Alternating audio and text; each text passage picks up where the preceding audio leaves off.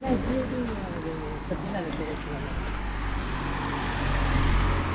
Yun nga kasi kapatid niya, hindi naman marunong talibid na. Patawa-tawa lang. Tapos yung pagkakilipid ako. Si Peter, madaling kausap. Madaling mag-direct. Educated yun, business yun. No, may pinag-aralan yun. Ano yun, yung parang... Architect.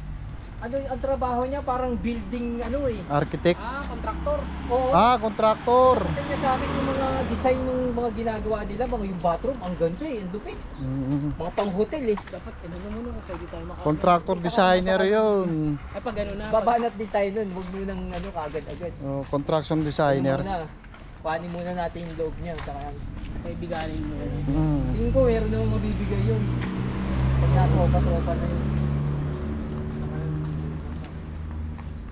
Mukhang ano rin, tignan mo, nakasasakyan naman yung kapatid mo, nakasasakyan yun.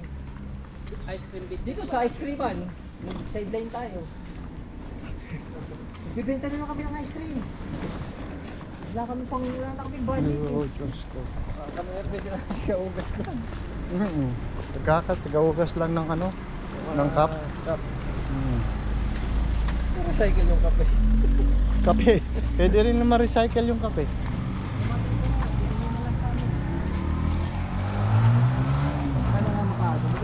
Makapunta muna dito para makausap ng mabuti. Oo. Medyo hindi pa ganun kaano yung info lahat na kunting... Uy, sabi kayo. Kunting usap pa naman. Pati ako nagulat eh. Nagulat eh. Nasa likod ko na eh. Biglang ako na yung ano ko, yung puso ko, biglang tumalon eh. Akala ko sa gitna dadaan. Kala ko sa gitna eh. Kala ko aso eh, sakto tumawal yung isang aso. Diretso siya eh, hindi humihinto yung bata eh. Tamang-tama yung tawal ng aso, sakto pagdaan niya eh. Nabig sa kaliwa. Gulat din ako. Ano ko, aso eh. Bakit? Tumugong yung gulong. Tumugong pati yung gulong. Ayun, tigil siya. Hitirik. Baba. Tapos sasakyan ba? Tingnan mo, di ba? Respeto, di ba? Disiplina. Disiplina. Nagbabike din kami sa pedestrian eh. Nag-message yung ano, coordinator namin. Huli eh. Hindi. Sabi niya, bawal yan kasi pag na-ano kayo ng police, may multa kayo. Malaking multa. Pag na-tsempuhan. Tapos may mga nahuli, walang ilaw eh. Sabi ni police, yung may nahuli na naman. Puro naman kayo nakalimutan. Sabi naman. Kasi may na, diba may na ano eh, may na-check eh. Kayong mga Pinoy, puro kayo nakalimutan. Yun ang aking dahilan, sabi. Minto siya eh. Dahilan niya.